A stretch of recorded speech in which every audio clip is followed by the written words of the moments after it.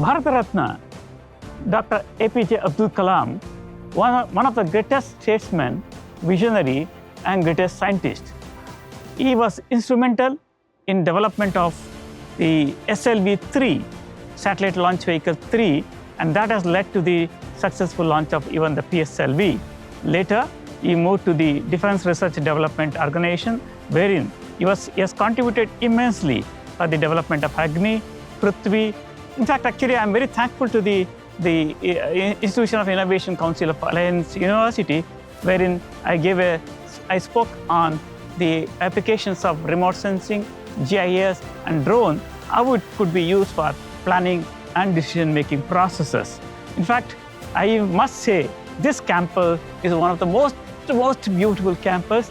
The infrastructure, the facilities here are extremely good. In fact, the faculty has been very wonderful, and they gave me a wonderful opportunity. I quoted some of the best examples of Dr. Abdul Kalam and inspired them to develop a skill in every field wherever they are doing.